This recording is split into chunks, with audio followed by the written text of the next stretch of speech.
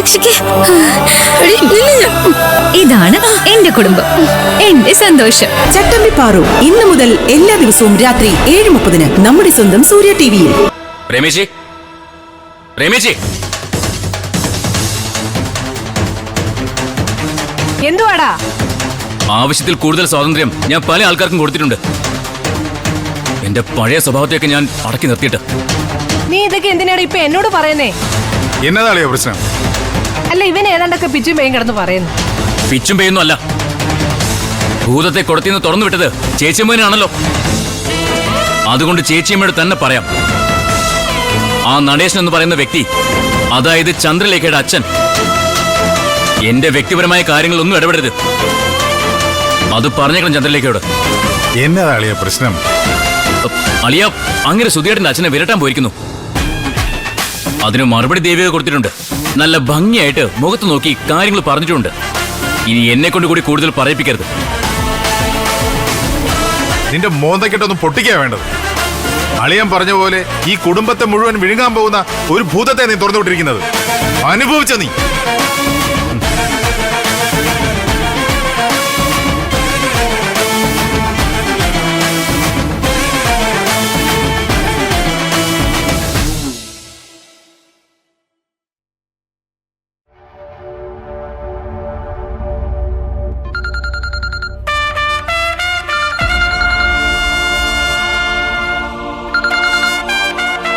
Hello. അച്ഛാ. ആ മോനെ. സോറി അച്ഛാ, ചന്ദ്രയുടെ അച്ഛനു വേണ്ടി. അയ്യോ, മോനും തന്നെ സോറി പറയുന്നേ. അവരൊക്കെ വലിയ വലിയ ആൾക്കാരല്ലേ. വലിയ വലിയ ആൾക്കാർക്കുള്ള വലിയ മറുപടി ഞാൻ കൊടുത്തോളാം അച്ഛാ. Hello hello.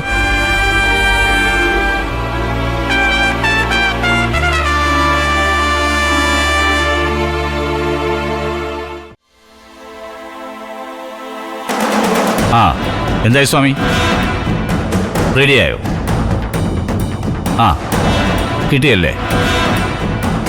ആ, ശരി ശരി.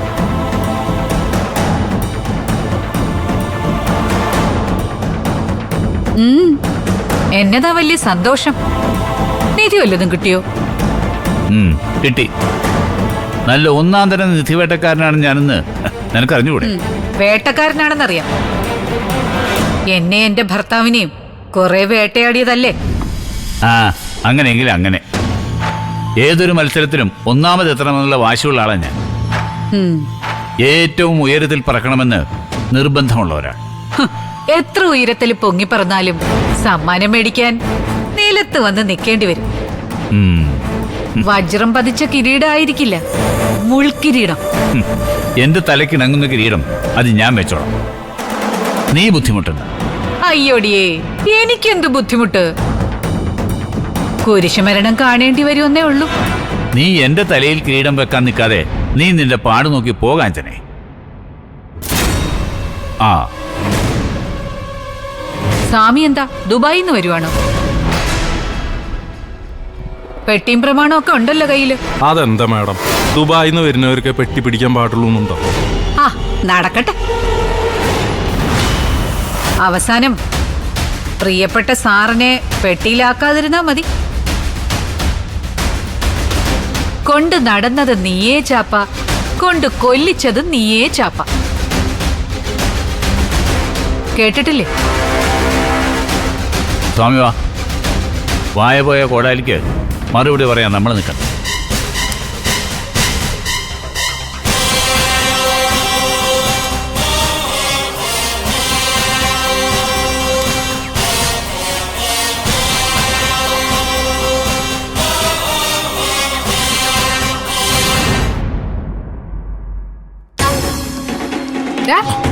എന്താ?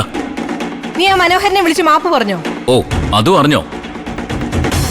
എങ്ങനെ അറിഞ്ഞേ? സില്ലുവിനെ ശരത്ത് വിളിച്ചു പറഞ്ഞു. അതെ, ഞാൻ മാപ്പ് പറഞ്ഞു.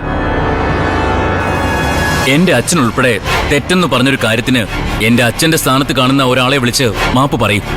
ഏത് വകുപ്പിലാടാ നിനക്ക് മനോഹരൻ അച്ഛനാവുന്നത്? എന്റെ സുധിയേട്ടന്റെ അച്ഛനായതുകൊണ്ട്.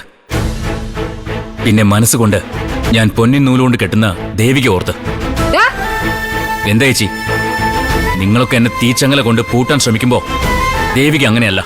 അപ്പൊ നീ നിങ്ങൾ അകറ്റാൻ ശ്രമിക്കുന്നതിനനുസരിച്ച് ഞങ്ങളുടെ അടുപ്പം കൂടിക്കൊണ്ടിരിക്കുക. ചേച്ചി ഒരു കാര്യം മനസ്സിലാക്കണം, ചന്ദ്ര എത്ര ചമഞ്ഞാലും ദേവികയാവില്ല.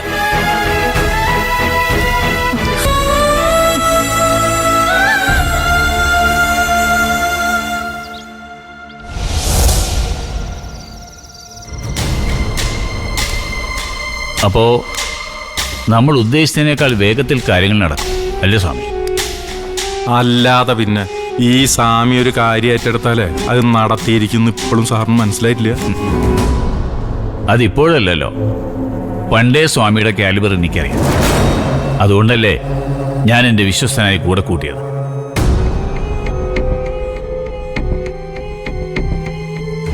അക്ഷരേ, ഡീ, ഡീ, എന്താ? ആ, നീ ഇവിടെ ഫോണിൽ തോണ്ടിക്കൊണ്ടിരുന്നു.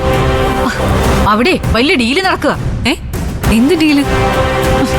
കഴിഞ്ഞ ദിവസം ഞാൻ പറഞ്ഞില്ലേ, നിന്റെ ഡാഡിയുടെ കയ്യിൽ നിന്ന് ആ കള്ളസ്വാമി മുദ്രപത്രവും ചെക്ക് ലീഫുകളൊക്കെ ഒപ്പിട്ട് വാങ്ങിച്ചോട്ട് പോയിന്ന്.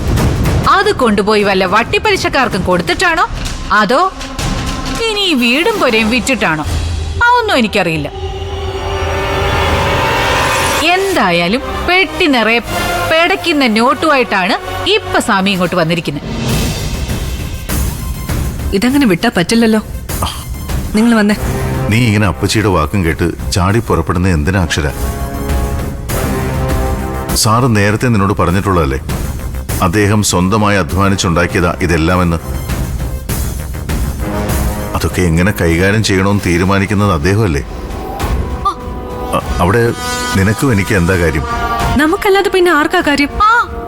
വലിഞ്ഞു കയറി വന്ന സ്വാമിക്കോ? അങ്ങനെയാണെങ്കിൽ സ്വത്തെല്ലാം ഡാഡി സ്വാമിയുടെ പേരിൽ എഴുതി വെക്കട്ടെ. അപ്പോ നമുക്ക് ഇവിടുന്ന് സമാധാനമായിട്ട് ഇറങ്ങാമല്ലോ. ഇനി എഴുതി വെച്ചിട്ടുണ്ടോന്ന് ആർക്കറിയാം? അതായിരിക്കുമല്ലോ അവൻ ഇത്രയും തലയെടുപ്പ്. സ്വാമിയല്ലവൻ, ആസാമിയാ.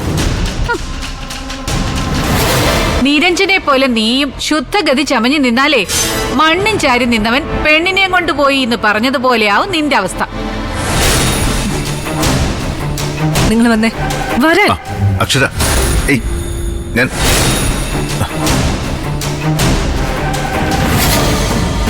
സ്വാമി എന്താ ബാഗിൽ കൊണ്ടുവന്നേ? ക്യാഷ്.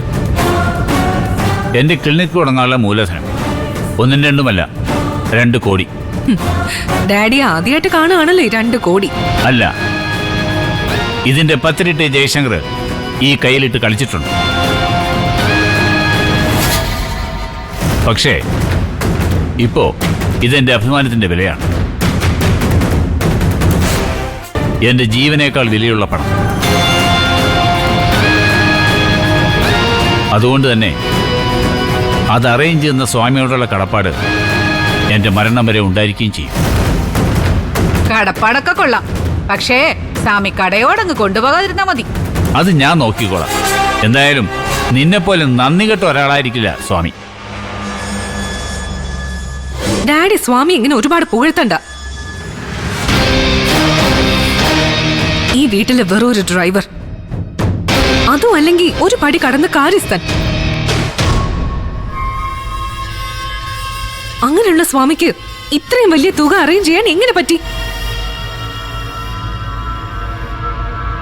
സ്വാമിയുടെ എന്ത് അസറ്റ് കണ്ടിട്ടാ അവർ ഇത്രയും പണം തന്നത്?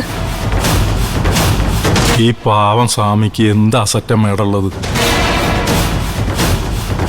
എന്റെ അസറ്റൊന്നും കണ്ടിട്ടല്ല ജയശങ്കർ സാറിന് അവർക്ക് അറിയാം. ആ ഒരു പരിഗണനയല്ല നമുക്ക് പൈസ തന്നത്. എന്നാലും സ്വാമി, ഈ 2 കോടിയൊക്കെ വെറുമൊരു മുദ്രപത്രത്തിന്റെയും കുറച്ച് ബ്ലാങ്ക് ചെക്കിന്റെയും പേരിൽ ആരെങ്കിലും തരുമോ? അതും ഈ കാലത്ത് സാറിനെ ഒന്ന് നേരിൽ കാണുക പോലും ചെയ്യാതെ. അതാണ് ജയശങ്കറിന്റെ ക്രെഡിബിലിറ്റി.